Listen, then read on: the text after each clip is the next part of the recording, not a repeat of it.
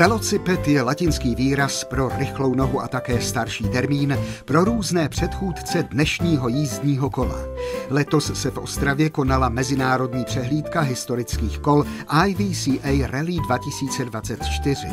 Hostili klub českých velocipedistů v Hrabové, jehož členy jsou lidé všech věkových kategorií.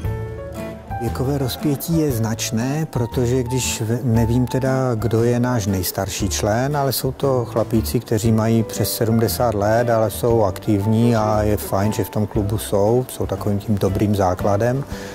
A nejmladší člen, tak můžu říct, že to je vlastně ještě nenarozené moje vnouče, které by se mělo narodit zrovna v konání této rally, takže předpokládám, že se stane aktivním členem našeho klubu.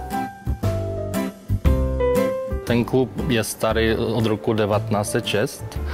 Zanikl, protože byly takové společenské poměry, zanikl v roce 1951.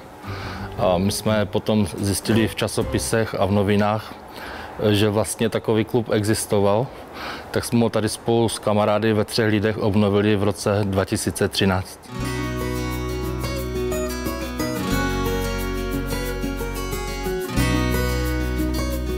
K zakládání klubu jsem se dostal tím, že náš náčelník to prostě požadoval. Říká, založíme klub. Já jsem říkal, ne, to bude otrava, bude papírování. Ale tak dlouhodobě důl, že jsme se dali do toho dohromady. A v restauraci Umilky na Mitrovicích 20. ledna kolem roku 2013, jak říkal, ve 16 hodin 40 minut jsme podepsali žádost. Takže tak to mám přesně napsáno. Ve světě ty spolky jsou většinou spojené s muzeí, které se zabývají tady tohoto historií těch kol. U nás v Čechách je to spíše takové ty kluby, které byly původní. Některé vlastně ani nepřerušily činnost a trvají vlastně dodnes.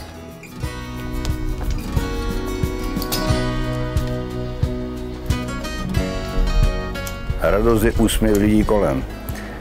Jak na tom vysokém kole třeba jedu, tak všechny ženské se na mě smějou, no to je paráda. Z vysokého kole je taky krásný pohled. Někdy, jak jedou kamiony kolem mě, tak jsme skoro stejně, no. Já jsem si to koupil do důchodu. Kolik 62 roku jsem měl, plus 6 měsíců, no tak nějak. A tak to jsem si poprvé koupil a při první jízdě ještě ne na svém kole, jsem na kolo vyskočil, kolo jsem přeskočil a zlomil jsem si ruku. No. Tak ten můj sen se rozplynul, ale po půl roku už jsem snil znovu a pak jsem ho konečně dostal.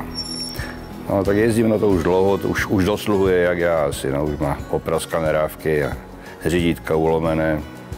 A bylo tam dost nehod, no. Já jsem se ke kolu dostal takovým způsobem, že jsem se potkal s Františkem z klubu velocipedistů v Hrabové a ve Vratimově máme kulárnu, což je půjčovna zajímavých kol, dvojkol a podobných strojů. A Franta mě do toho klubu vlastně, jak to říct, nepřihlásil, ale ponoukal mě k tomu, abych se členem klubu stal, za což mu vděčím, jelikož Franta je vlastně takový nestor tady. Začal tady jako jeden z prvních, nebo možná úplně první tady v tom našem regionu aktivně jezdit na vysokém kole. No, líbí se mi jezdit na těch kolech, na těch historických, poněvadž jsou kola bez převodu, vůbec jsou tak stará, že i od té doby ty kola vydrží. Že dnešní nové kola nevydrží takovou zátěž a takové nové věci. I, dá se říct, i váhové kategorie takové určitě na těch nových kolech už nejsou.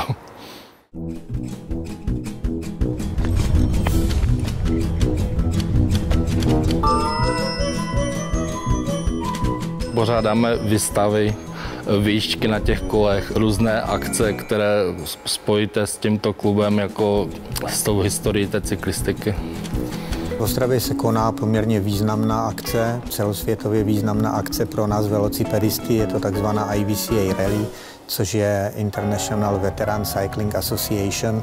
Je ta organizace, která tuto rally pořádá. Rally není z toho slova, jakože to je vyloženě závod, jako třeba rally Paříž-Dakar, ale je to rally jako setkání. Setkání, ale současně i závody.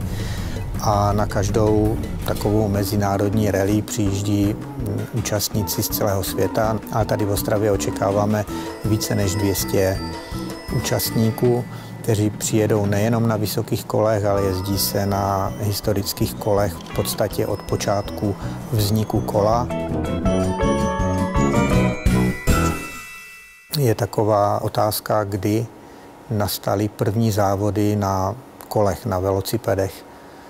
A říká se, že to bylo přesně v momentě, kdy bylo vyrobené druhé kolo, protože lidé jsou soutěživí, takže když bylo druhé kolo, tak byly první závody.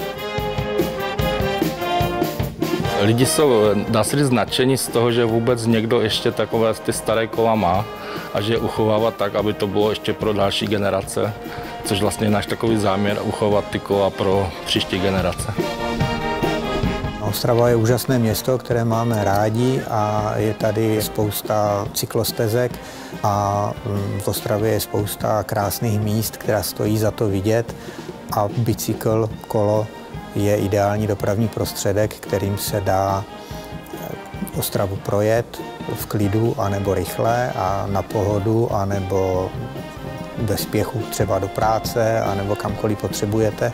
A tím, že Ostrava není nějak extra kopcovitá, tak si myslím, že to je to nejlepší spojení. Dobrá cyklostezka, fajn kolo a Ostrava to k sobě patří.